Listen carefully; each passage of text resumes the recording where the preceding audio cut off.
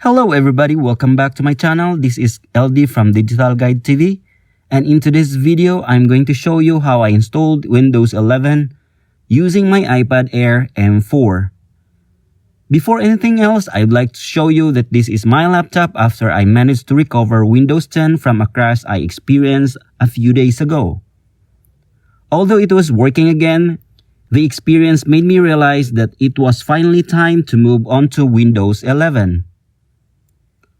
After recovering my Windows 10 laptop, almost immediately Windows reminded me that my laptop was ready for Windows 11. Instead of upgrading over an existing Windows installation, I decided to perform a clean installation this time. To do that, I first needed a bootable Windows 11 USB installer, something that I already created using my iPad Air M4. Unfortunately, my old USB flash drive only had 60 gigabytes of storage, so it wasn't large enough for the Windows 11 installer. That's why I ordered this 64 gigabyte eGet flash drive online, and once it finally arrived, I was ready to begin installing Windows 11 in my laptop. Since I didn't have another Windows computer available, I connected a new USB drive to my iPad Air M4 and opened the USB Xile app. This would allow me to prepare the installer directly from my iPad. Before copying the Windows files, I formatted the USB drive to the MS-DOS FAT file system. Keep in mind that formatting erases everything on the drive, so make sure you back up anything important first. Once the USB was ready, I copied the Windows 11 installation files onto it. The process took a few minutes, and now came the real test. Would my laptop actually boot from Windows installer created using an iPad? After safely removing the USB from my iPad, I plugged it into my laptop and shut the computer down. The next step was to boot directly from the USB instead of loading Windows 10. I opened the boot menu and selected the USB drive. A few moments later, the Windows 11 installer appeared on the screen. That confirmed that the installer created using my iPad was working perfectly. Windows Setup loaded, and after selecting my language and keyboard preferences, I reached one of the most important parts of the installation. Windows asked where I wanted to install the operating system. Since I wanted a completely fresh installation, I selected the partition where Windows 10 had previously been installed. But be very careful during this step. Deleting the wrong partition may permanently erase your files. Fortunately, my important files were stored in a separate partition, so I know exactly which one to keep.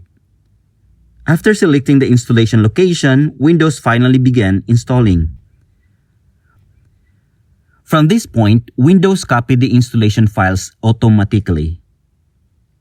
The installer also reminded me that the computer would restart several times during the installation. At this stage, there wasn't much to do except wait patiently and let Windows finish its work. After the installation completed, Windows guided me through the initial setup. First, I connected to my Wi-Fi network, signed in with the Microsoft account, and completed the security and privacy settings. Although there were several setup screens, I simply followed the instruction one by one. A welcome message appeared letting me know that Windows was restoring some of my previous settings through my Microsoft account. After a short wait, everything was almost ready. The Windows 11 desktop finally appeared. The first thing I did was customize the desktop to make it feel more familiar with me. And everything looked fresh, clean, and much more modern than my previous Windows 10 installation. Before calling the installation successful, I just wanted to do the final test. I restarted the laptop to make sure everything worked correctly after the installation. And then the computer booted normally into Windows 11 without any problem. That confirmed everything had installed successfully. It's so funny though that what started as Windows 10 crash ended in a completely fresh installation of Windows 11. The most interesting part of this project is that The bootable Windows 11 installer was created entirely using my iPad Air M4 instead of another Windows computer. If you're planning to do the same, remember that you have to back up your files, especially those important ones, and be extra careful when selecting or deleting partition during the installation.